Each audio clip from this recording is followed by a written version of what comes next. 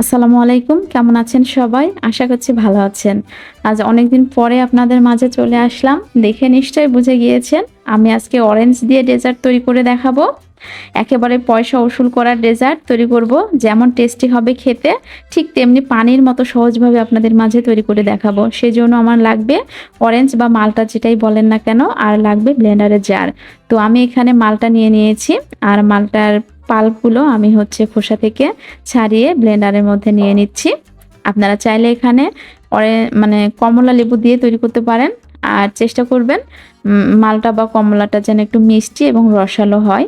তো আমি পাল্পগুলো নিয়ে নিয়েছি, আর পয়সা উসুল করা বলতে এখানে আমি যে খোসা সেটাও রেখে দিয়েছি, পরবর্তীতে আমার কাজে লাগবে। তো এ পর্যায়ে আপনারা কনডেন্স মিল্ক দিয়ে এটা তৈরি করতে পারেন। তো আমার হাতের কাছে কনডেন্স মিল্ক ছিল না, সেজন্য আমি এখানে 2 টেবিল চামচ গুঁড়ো দুধ, 2 টেবিল চামচ চিনি দিয়ে নিয়েছি, আর দিয়ে দিব 2 টেবিল চামচ পরিমাণ লিকুইড দুধ, আর লাগবে একটি ডিম। তো এই সবগুলো আমি একটু ব্লেন্ডারের জারের মধ্যে করে একটু ব্লেন্ড করে নেব। আর এখানে আপনারা একটু ফ্লেভারের জন্য ভ্যানিলা এসেন্স অথবা অরেঞ্জ এসেন্স যেটাই বলেন না কেন সেটা দিতে পারেন। তো আমি এখানে হাফ চামচ পরিমাণ অরেঞ্জ এসেন্স দিয়েছি, ভ্যানিলা এসেন্সটা দিই নাই। এই যে দেখুন, আমি একটু ব্লেন্ডারের মধ্যে ঘুরিয়ে নিয়েছি 1 মিনিটের মতো। এবার আমি এখানে একটি স্মুথ ব্যাটারের জন্য এটাকে একটু ছেঁকে নিব। তো কারণ কমলার যে খোসাগুলো সেগুলো কিন্তু এখানে থেকে যাবে। এই যে দেখুন, আমি এটাকে ছেঁকে নিয়েছি এবং স্মুথ একটি ব্যাটার তৈরি হয়ে গিয়েছে।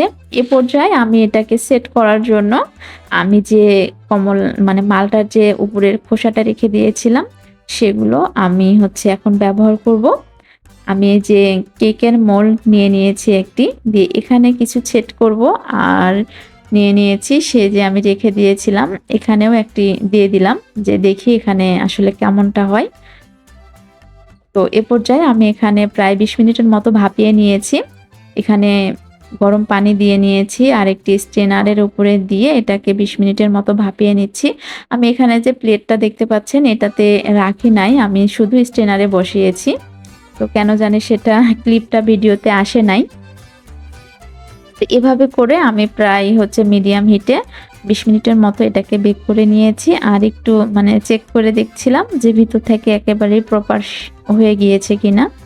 তো এটা আমার হয়ে গিয়েছে। এবার এটাকে আমি ঠান্ডা করে নরমাল ফ্রিজে রেখে তারপরে আপনাদের মাঝে সার্ভ করে দেখাবো। দুর্দান্ত টেস্টি এই ডেজার্টটি অবশ্যই বাসায় ট্রাই করবেন। যদি আমার ভিডিওটি ভালো লাগে প্লিজ চ্যানেলটি সাবস্ক্রাইব করে দিবেন। তো এ পর্যায়ে আমি উপর থেকে একটু মধু মানে দিচ্ছি আর কি, দিয়ে এটাকে টেস্ট করে দিচ্ছি, জাস্ট এটা একটু দেখার সৌন্দর্যের জন্য। আর আমি এই মিষ্টিটার মাঝে মানে উপরের দিকে একটু অরেঞ্জের যে উপরে সিল্কা আছে না সেটা দিয়ে নিয়েছিলাম, জাস্ট একটু ফ্লেভারফুলের জন্য, আর কিছুই না। এই যে আমি এটা টেস্ট করে দেখছি, এটা অসাধারণ ডেজার্ট হয়েছে।